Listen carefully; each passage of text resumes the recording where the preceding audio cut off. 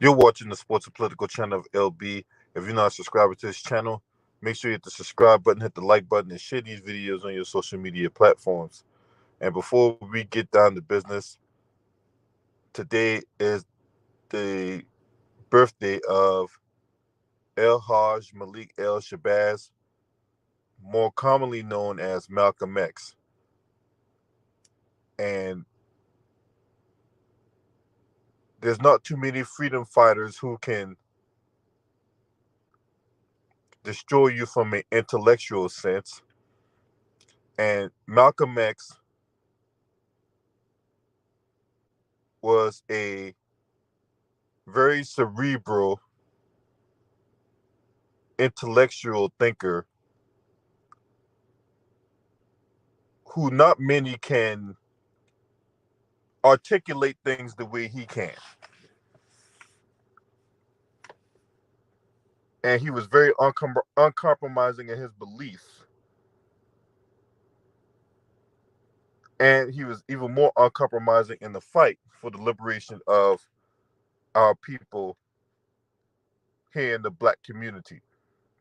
So on this day, we wish the great Malcolm X a happy birthday as we honor and carry on the tradition and the path that he has blazed for us. That being said, let's get on with the video.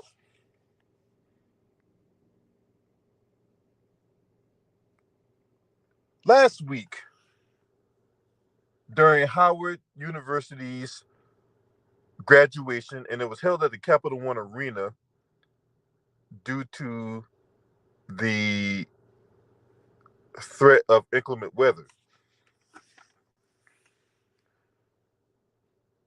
Those cowards at Howard University brought a fox in the henhouse in the 46th president of the United States. They couldn't find anyone else to do this commencement speech. They couldn't find a Denzel Washington. They couldn't find a Taraji P. Henson who went to Howard. They couldn't find a Terrence Howard. They couldn't find anyone else to do the commencement speech. They found this guy, a notorious, and I do stress the word notorious, segregationist and racist. And he has 50 years, or well over 50 years of tyranny to his reign. This man did the commencement speech last week. And he had a lot to say when it came to that commencement speech. He had a whole lot to say.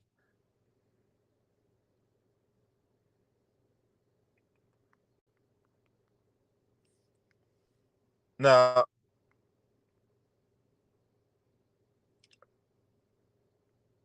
the one thing I don't like when it comes to people giving speeches is gaslighting.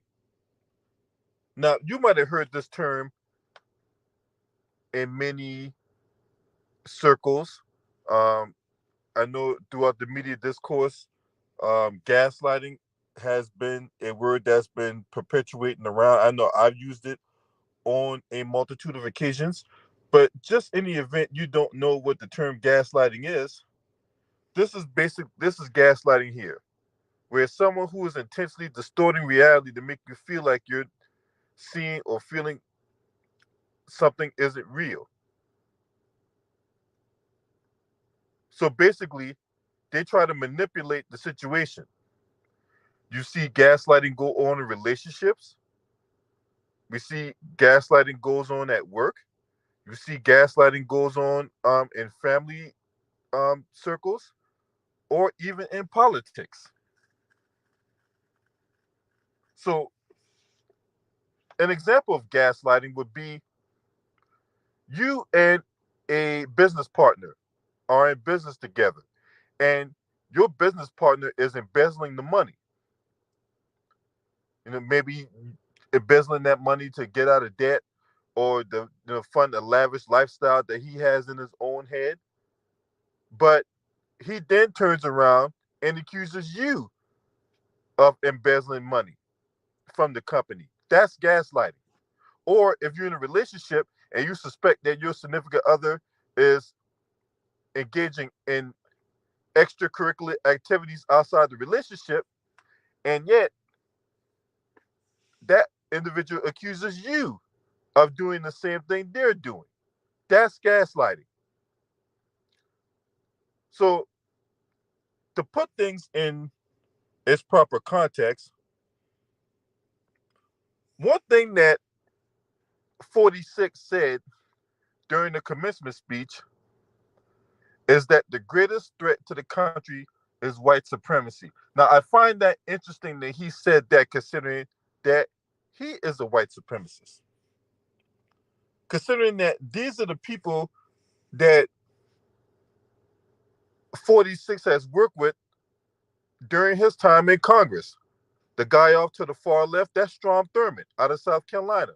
The guy in the middle, that's James Eastland. James Eastland out of the great old state of Mississippi. And then the guy off to the right is Herman Talmadge out of the great old state of Georgia. These are three of some of the most diabolical, some of the most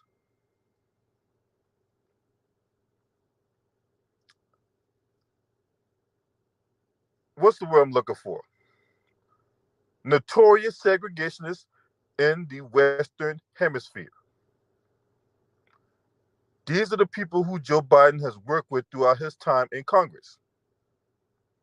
On a side note, old nigga Jim Clyburn got an honorary degree from Howard University. So I'm just wondering, old nigga Jim Clyburn, what was your degree in? Advanced buck dancery?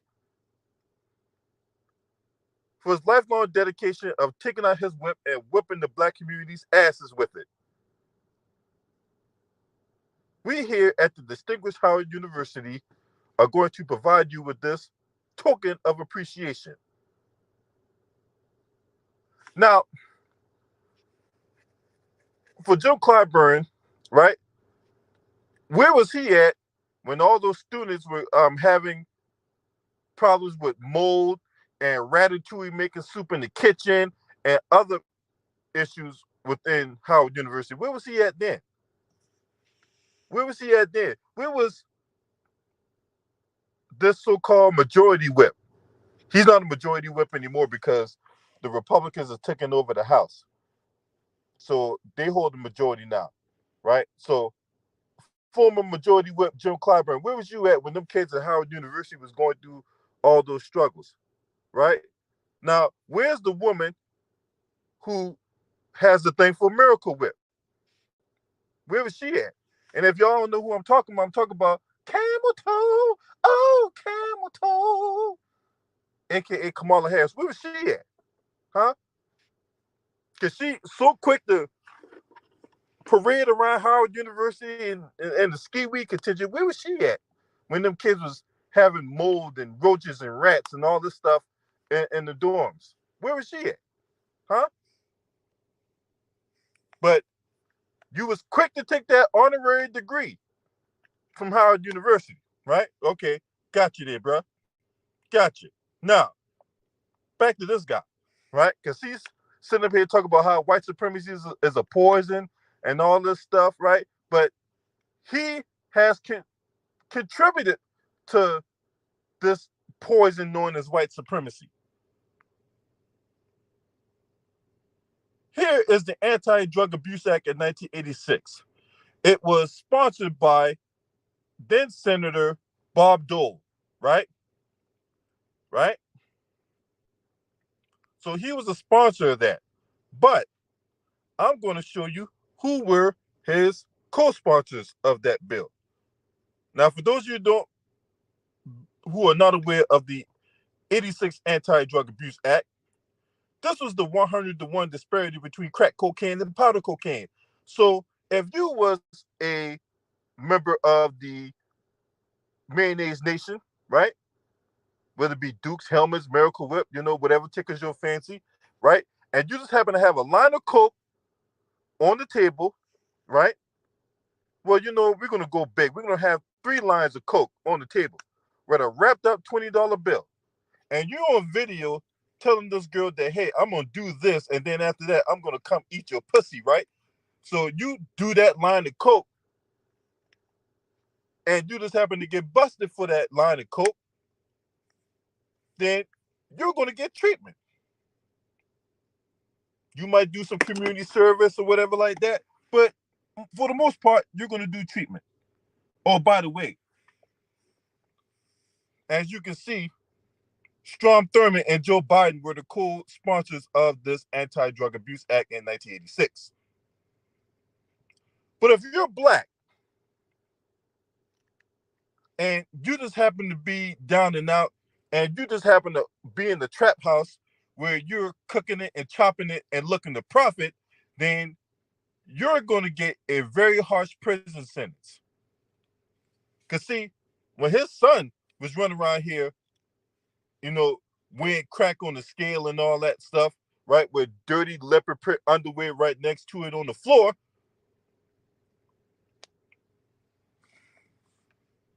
no one batted an eye. No one did a thing, right? When he's caught in the car with crack pipes and all that, he's not going to prison or anything like that, right? But let you be caught with it. Let you be in the black contingent get caught with a crack pipe in your car while you passed out, right? And see what happened to you. Hell, you ain't even got to do nothing. You can just get crimes projected onto you and you do 20, 30, 40, 50 years in the pokey, right? But that's what Biden did. And then who can ever forget about the 94 crime bill?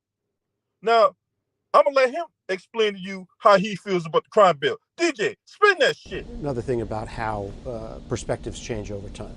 Bobby Rush, member of Congress, said the other day, I'm ashamed. Another thing about how perspectives change over time. Bobby Rush, member of Congress, said the other day, I'm ashamed that I voted for the 94 crime bill. You ashamed of that bill? Not at all. In fact, I drafted the bill, as you remember. I know that. And by the way, we talk about this mostly in I apologize for the technical difficulties. Trying to get this darn video to play. Another thing about how perspectives change over time.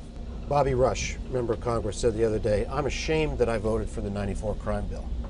You ashamed of that bill? Not at all. In fact, I drafted the bill, as you remember. I know that. And by the way, we talk about this mostly in terms of Black Lives Matter.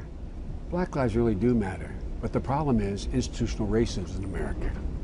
That's the overarching problem that still exists. And we should be talking about it. And you look at it, the legacy of racism in housing, and jobs, and so on. But having said that, if you take a look at the crime bill, of the money in the crime bill, the vast majority went to reducing sentences, diverting people from going to jail for drug offenses into what I came up with, the drug courts, providing for boot camps instead of sending people to prison so you didn't relearn whatever the bad thing that got you there in the first place. Put 100,000 cops in the street. When community policing was working, neighborhoods were not only safer, but they were more harmonious. And when the reason why the cops originally opposed my 100,000 cops for this community policing piece is because it's high intensive and it means they got to get out of their cars. So they literally got out of their cars and learned who owned the local drugstore, the local neighborhood bar, whatever. And they were engaged in the neighborhood, which built confidence so that the woman, the African-American woman living in a corner alone where the drug deal's going down in front of her house knows she literally used to have your phone number as a cop. She'd call you and say, John, they're out in front of my house, but you're not giving me away, right, John? No. And it didn't. So we had enormous success. Now what's happened is we've cut the funding 85%. We've gone out there and we're going through Baltimore now. Look at the areas we're going through here. I'll lay you 8 to 5. The Baltimore Police Department is considerably smaller than it was in 1985. There are things I would change. I opposed, for example, the carjacking provision that the administration wanted in.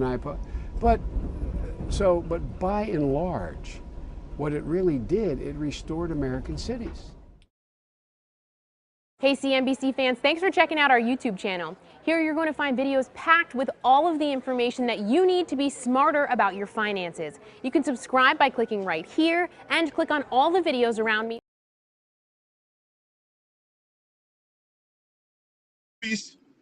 Fair use, CNBC, fair use. Fair use, CNBC, fair use. Now, that was 7 years ago when he was vice president, right? That was 7 years ago. This man didn't regret the crime bill. So why all of a sudden he ran for president and that he was walking back everything he said about the crime bill? You had his crash test dummy, Simone Sanders, go on CNN, and she was doing all kinds of stuttering and stammering and flubbering her lips about the during crime bill, right? Right? But he's sitting up here at Howard University gaslighting these students to the point some of them students started protesting. Some of those students started protesting that, what he was saying.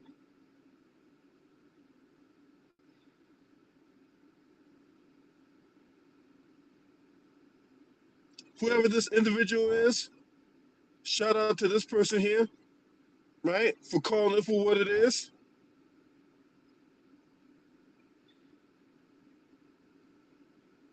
You had another brother that went on WUSA 9 in an interview, and when he was asked about, well, how do you feel about President Biden giving the commencement speech today? And all he said was, it was an experience. He didn't say, oh, I was excited by it, or I can't wait to hear him speak about it, or, I waited for this day for the president to come speak at our commencement speeches. All he said was, it was an experience. So that tells you right there that he wasn't a fan of it.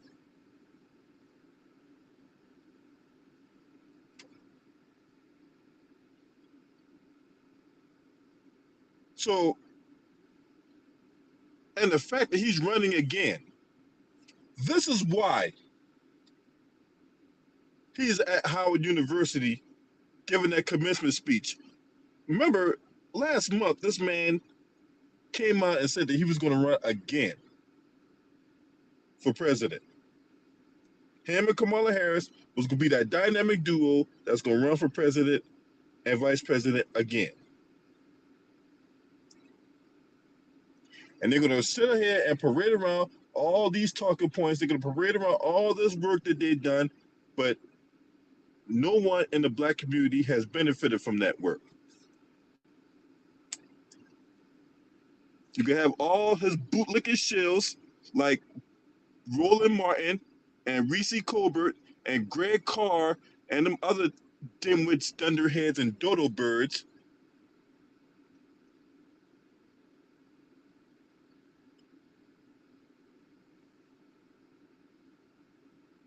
Going around, parading around like they did all this work. Like the black community should be grateful that all the work that they've done. But one, they haven't done any work, and two, if they did do any work, we sure as hell haven't seen any results.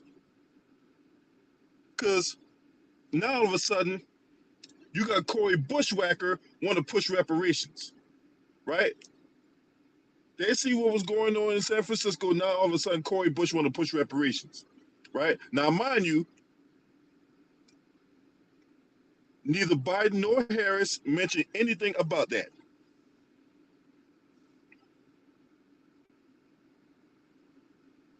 Right?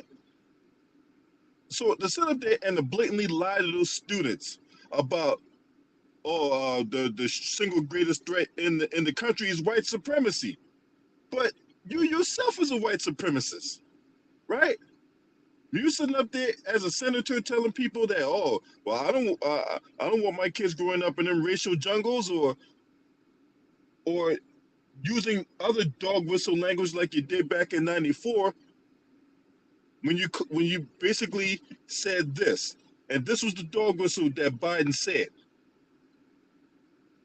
This was the dog whistle that Biden said.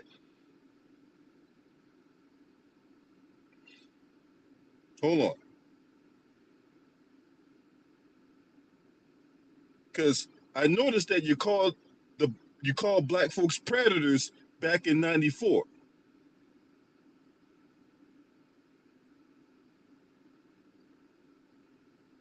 Right? Hold on. I'm trying to pull it up.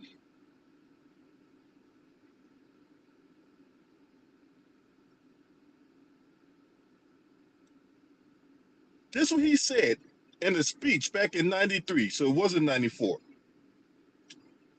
Predators on our streets who were beyond the pale. So what do you mean by that? Predators on the streets that's beyond the pale. What does that mean? Oh, I know what that means. You're out here talking about black folks.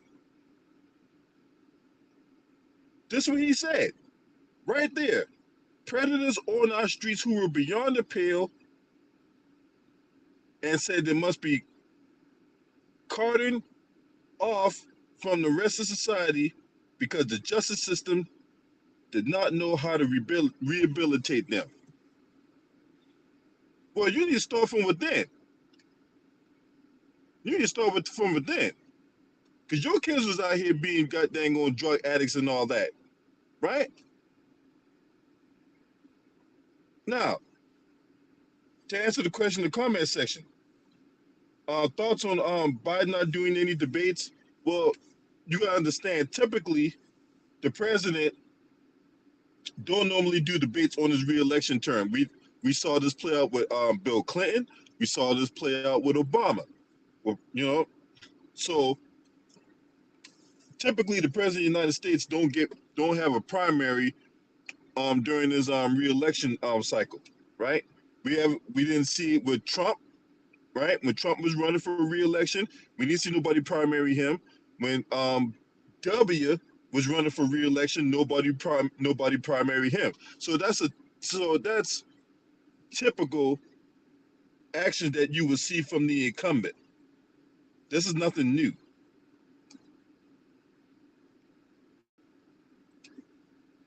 Another element to that is the fact that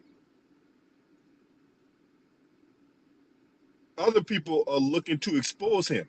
Other people are looking to challenge him, right? So this is their way of shielding that.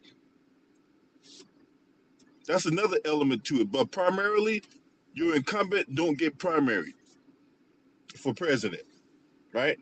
So I hope that answers your question. But when it comes to this lying and gaslighting and trying to rewrite history, look, both sides of the aisle do it, okay? Let's just keep this a buck. Both Republican and Democrat uses gaslighting tactics. So Howard University, or I like to call it Coward University, because I've not forgotten what y'all did to Bill Cosby, right? I have not forgotten what y'all did to Bill Cosby. What y'all did was dishonorable, it's disrespectful, and it is disgusting. But so you bring this fox in the hen house, a man who is notorious for putting a fuck to the black community, and you let him sit there at that commencement speech and gaslight those students like those students don't know what's going on. Why do you think they were protesting?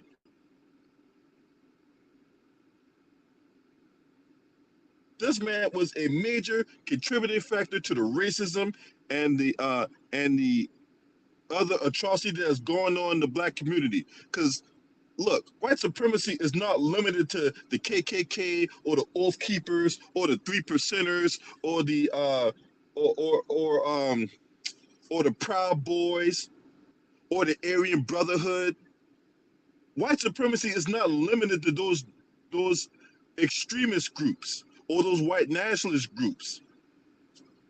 But see, when Biden gave that commencement speech, that's what he was trying to project. As that the only thing that's white supremacy. And it's not. White supremacy is and has is a concept, and it has many layers. When you think about what's going on in the education system, when you think about what's going on in the housing market, when you think about what's going on with policing, when you think about what's going on in the economy, when you think about all that stuff that goes on a daily basis, right? And when you think about the black folks who's been victimized by the white supremacist concept, think about all the black farmers who had all these acres of land, and through eminent domain and other tactics and techniques, their land was taken from them. So white supremacy is just not limited to extremist white nationalist groups. So when people were out here back in 2020 taking down statues and all that stuff, I'm like, what's the point of taking down the statues when you have the concept, the ideology that still exists? And Biden was a major contributing factor to this ideology that we know and claim as white supremacy. So for him to sit up there and talk about, oh, wait, we need to combat white supremacy, but this ain't the first time he said this. When he first got inaugurated, when you had Amanda Gorman set up there and give that speech, sitting up there looking like a rotten banana with a lifesaver on top of her head, talking about still I rise and we lay down our arms and all of that mumbo jumbo. When she was sitting up there spouting that nonsense, when he was being inaugurated, he mentioned, oh, well, we need to tackle white supremacy. But hold up. Like I said before, you're a white supremacist. You was rubbing elbows with Strom Thurmond and Herman Talmadge and James Eastman, or James Eastland, right?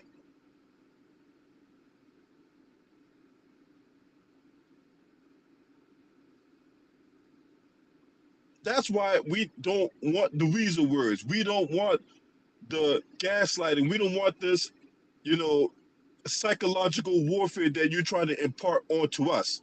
We want tangibles. We want tangibles.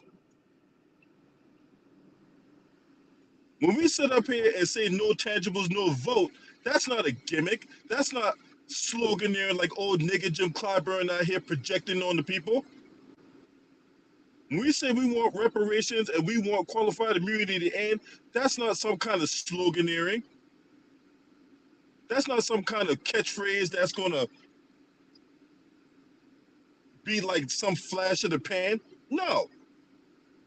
These are tangibles that we demanded, that we fighting for. Because I tell you right now, if Asians want something, they get it. If Palestinians want something, they get it. If the Jews want something, they get it. If the Japanese want something, they get it. But for us, it's always, well, the covers are bare, and we really don't have anything right now, and you gotta wait till after the election, and then you gotta wait till after the midterms, and then you gotta wait till after old nigga Jim Clyburn's fish fry, and then we gotta wait till after Al Sharpton's spring luncheon, or summer luncheon, or fall luncheon, or winter bootleg bash, just getting fat.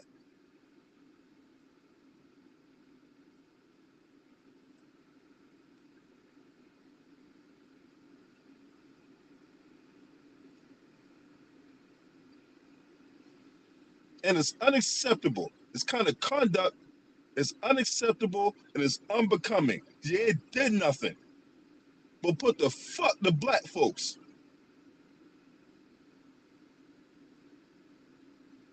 That's all I gotta say about that, man. You're not subscribing to this channel, make sure you hit the subscribe button, hit the like button, and share these videos on your social media platforms.